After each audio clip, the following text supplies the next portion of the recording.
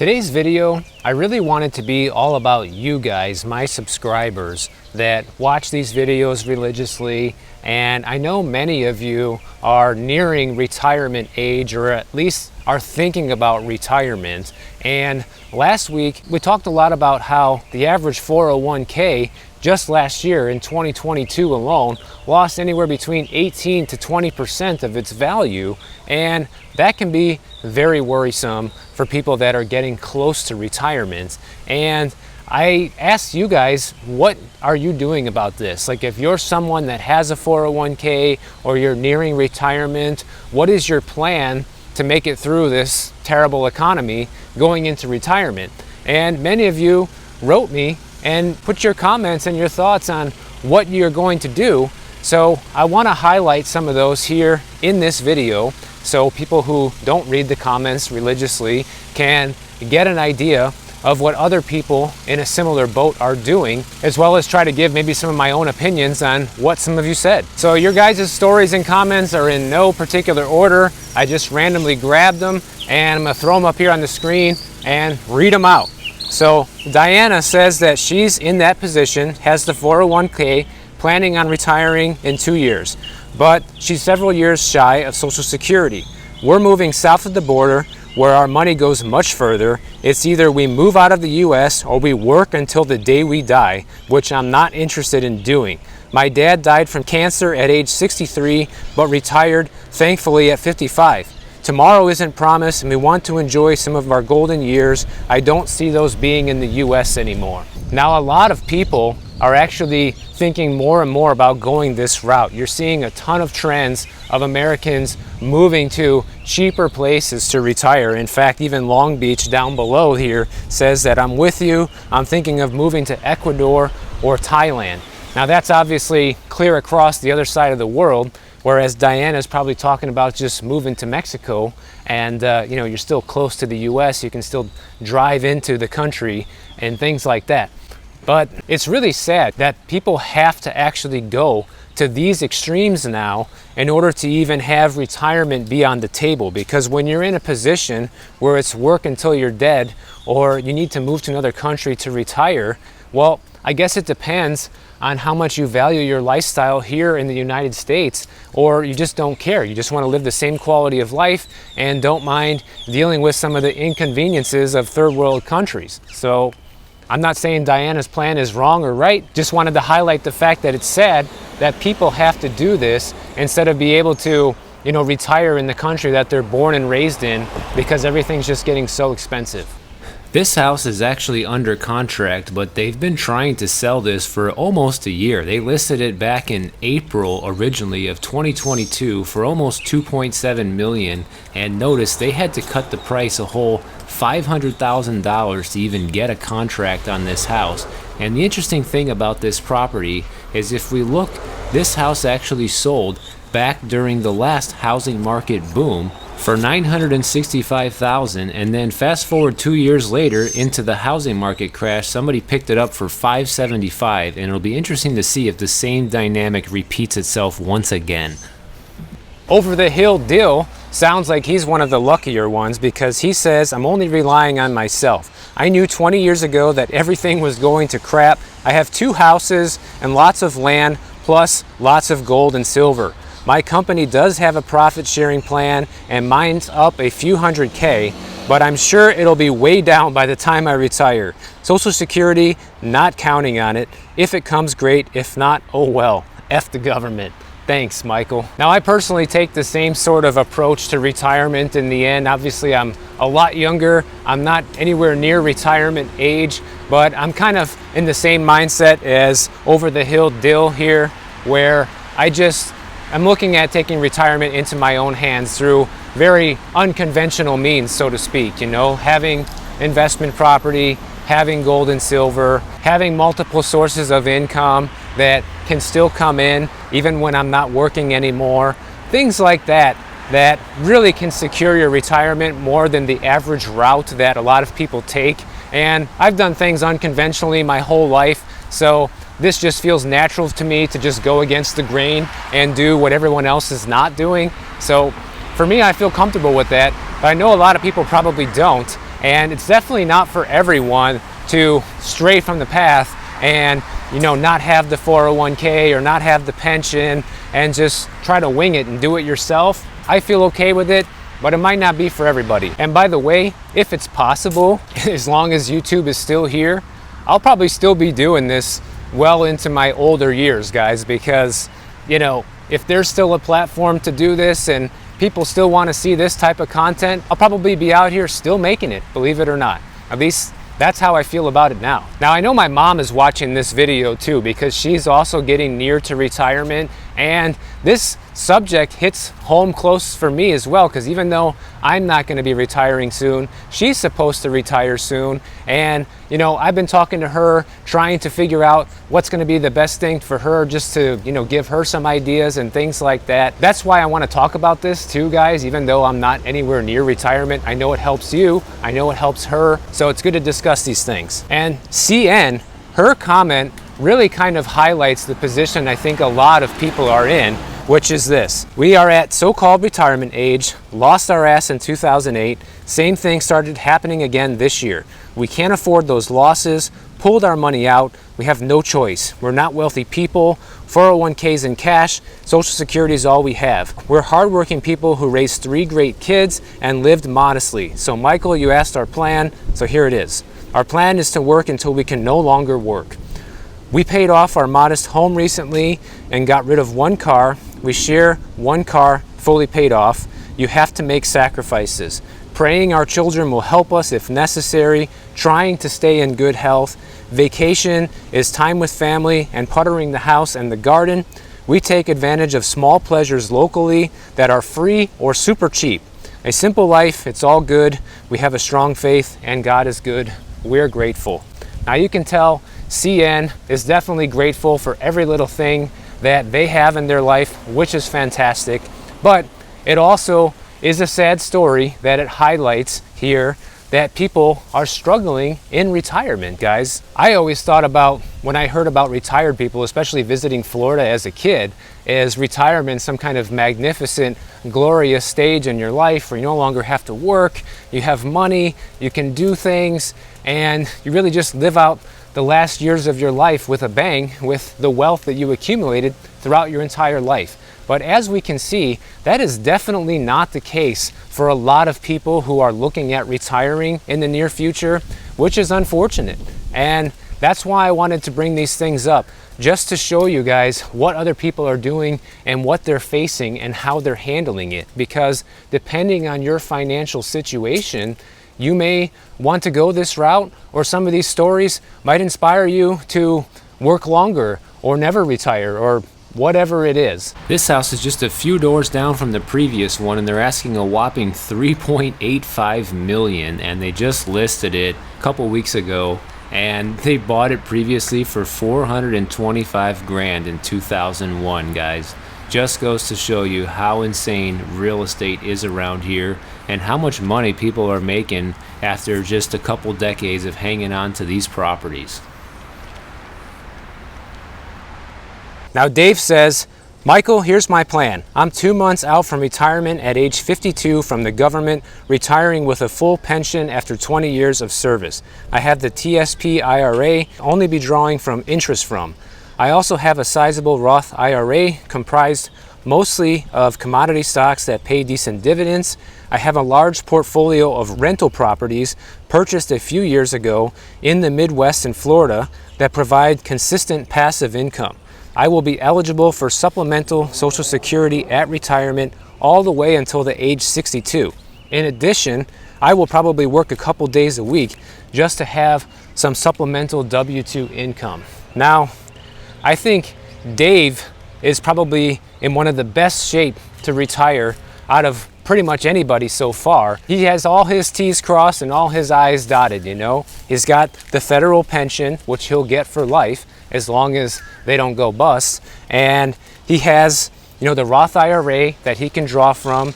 He has rental real estate that provides cash flow, and even thinking about still working a small W-2 job just for some extra money.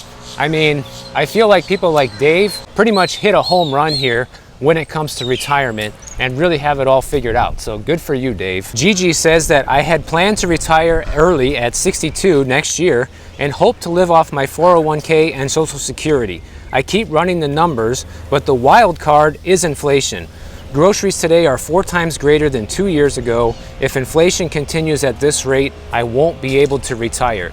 And I think a lot of people who are looking at retiring are probably running these same numbers right now, because inflation is relatively new in the sense of how bad it is right now. And you know, people in this position, I think, can easily agree that these numbers that the government's giving us of this 6% inflation rate is a flat out lie, guys. Because to come out and say that life is only 6% more expensive right now than it was a year ago, we all know it's not true, because we're all feeling it with things like the grocery bill and the utility bill and property taxes and insurance, rent increases, this, you know, everything. Every single thing that you buy and pay for is more right now. And to say that it's only 6%, it's just not true. Joseph says that he watched his 401k balance remain stagnant for the last 2 years, despite my 15% weekly contribution plus 4% company match. That money disappeared. I'm about 10 years away from full retirement, and I'm trying to decide whether to ride it out or cash it in and purchase a rental property. Shaking my head. And you know what? The worst part is, Joseph, probably all of these are not even the greatest solutions right now. You know, keeping the money in there is extremely risky. We saw the stock market go up over the past several years, you know, more than basically ever before, this huge bull market run. And now that we're facing the downslopes, nobody knows how long that's going to last or how long it's going to take to recover even back to where it is right now. And there's been talk of a lost decade where there might be no recovery for at least another 10 years. And if you're someone like Joseph looking at retiring in 10 years, that can be catastrophic. Of course, cashing out the 401k for an investment property isn't even the greatest play either right now, because first of all, you're gonna have to pay that penalty, the 10% penalty for taking the money out. So say you wanna take 150 grand out, there's 15k slice right off the top, plus you got to pay taxes on this money as income tax. And then you have to find a rental property that will actually cash flow right now, which is very difficult to do because these interest rates just kill the deal, guys. I just realized there's a house for sale over here. Now clearly this is one of those unrealistic sellers, because they've been trying to sell this place for a year, started at 2.9 million, now they're down to about 2.7, and they've even tried renting it with no luck with that, and a year has passed and the market is going in the wrong direction for them. So I just wonder how long it takes for people like this to get with the program, or maybe they're never going to sell it. I don't know. I guess we'll see. We'll keep walking by it every so often and see what happens. And I know this because I have been looking for an investment property too. And under these circumstances, with interest rates where they are, and keep in mind, guys, these interest rates you see advertised do not apply to real estate investors. So when you see the 6.5% rate, you can always count on it being at least a point higher for a real estate investor, because investor loans always cost more than somebody who's going to use the place as their primary residence. So there's that you're fighting against. With all these expenses as high as they are, the interest payments, the utility bills, the cost of repairs and vacancies and insurance, a lot of properties just don't add up. The numbers just don't make sense to buy as an investment right now. I know, because I've ran the numbers, and even if you buy on a small margin, maybe you're making a couple $100 a month, all it takes is, you know, one major repair for the year, new air conditioner, you know, new deck, whatever, and that wipes out your profit. So nothing's really a good option right now. And unfortunately, people like Joseph are looking at this as a dilemma. The interesting thing to highlight here too is it always seemed like for the longest time that coming up with the down payment for an investment property was the challenging part of investing in real estate, right? Well, today, it seems like the down payment is the easy part, and finding a property that will actually cash flow, that's a good investment, is far more difficult, okay? If not impossible, depending on the area you're looking in. Carzoid said that getting a 5% on a CD is a great option if you're getting close to retirement. My thoughts on that are yes and no. I suppose if you're not going to be tapping the money for a while, then sure. So you're not going to be facing any potential penalties and you can still earn some interest. But keep in mind that 5%, as good as a rate as it sounds, it's still losing to inflation. So there's that we have to fight against. So that kind of sucks. It could be like what happened to my other viewer, I forgot your name, sorry, that you sent me the story last week about him having the CD at Charles Schwab, and now that the Signature Bank failure happened in New York, that they might have to, just give him all the money back and cancel the CD early or lower his interest rate. So even CDs right now are not even the greatest option. It's better than doing nothing, I will say that for sure, but it's not the amazing option that it used to be, that's for sure. Tiff says that she has a 401k, but I never intend to retire. So I will work until I can't anymore. There's no way I will be able to live off of Social Security or my 401k for life. I'm sorry to hear that, Tiff. I wish I could say something that could comfort that situation, but the reality is there's really nothing I can say to make that better, and it just sucks, it really sucks. Marlene says that her and her husband are looking into moving to Spain. She's 64, her husband's 61, and we want to retire and know that we won't be able to afford it here. Not unless we keep working, and we don't want to do that.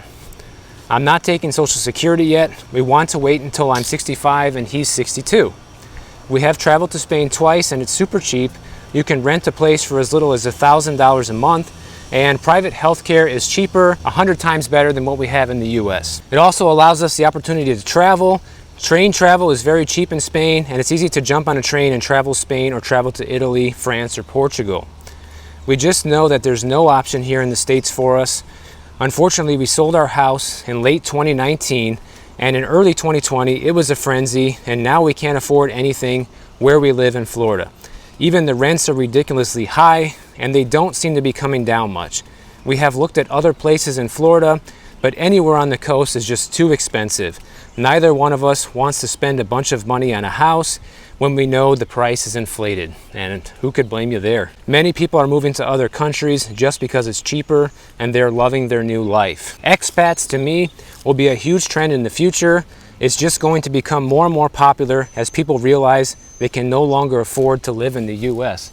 Well, it definitely is gaining popularity, that's for sure, Marlene. The interesting thing about your comment is how so many people are doing this, is that think about what's happening here in Florida, because obviously you're a Floridian now, and look at how expensive Florida became over the past several years. And why did that happen? Well, confluence of a lot of things. Low interest rates, a ton of people moving here during the COVID pandemic. We have more international investors that buy in the state of Florida than any other state in the country. And when you combine all of this together, well, what happened? It made Florida unaffordable for the people that live here, right?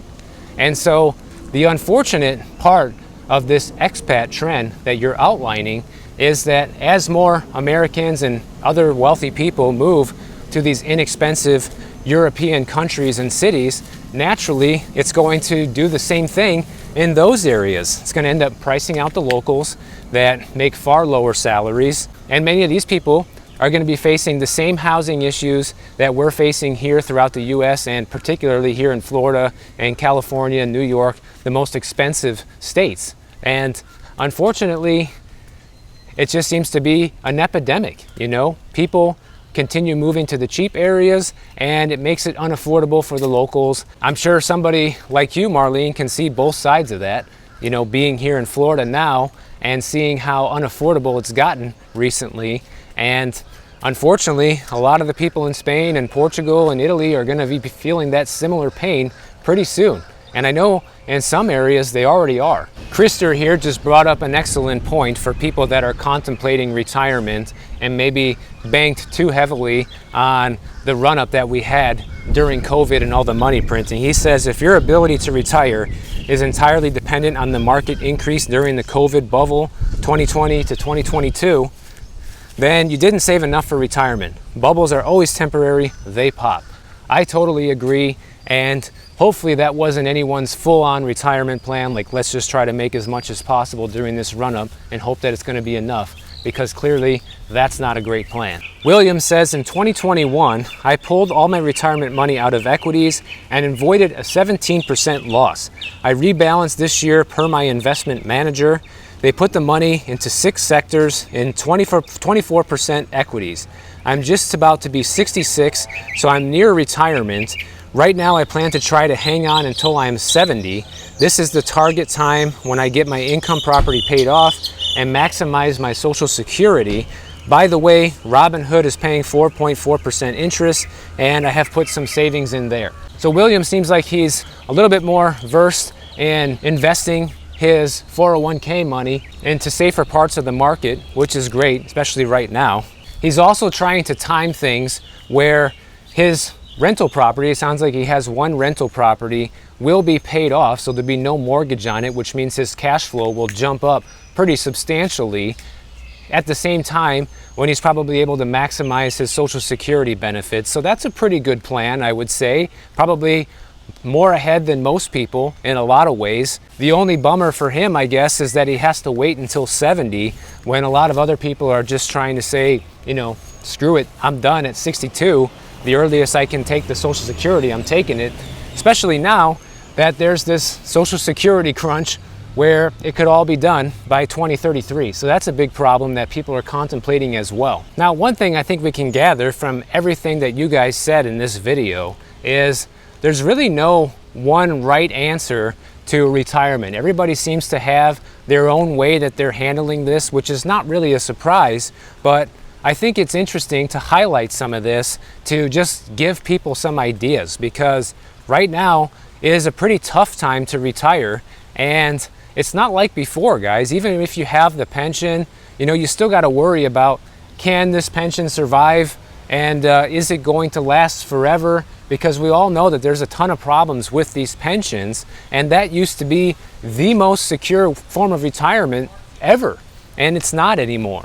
But it's still better to have that versus what you guys can see others are facing right now. But I think one of the worst things for people that are looking at retirement, unless you're really well off, like a few of you guys that wrote me here, then you kind of have to try to finagle the system in any single way possible to try and make sure you take your Social Security at the right ideal time for you, and make sure you start taking withdrawals from the 401k or your IRA at the right time, trying to make sure your budget's not gonna blow up, especially due to inflation. Like, there's so many moving parts to try to ensure that you're gonna be able to make it through retirement without going bust. And I just wish you guys good luck. I hope that some of you who are looking at retirement could learn something valuable from this and get some takeaways from what others are doing who are in the same boat.